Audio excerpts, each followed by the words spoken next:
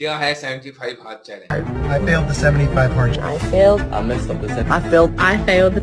75 हाथ चैलेंज एक ऐसा चैलेंज है जिसमें 99% लोग फेल हो जाते हैं।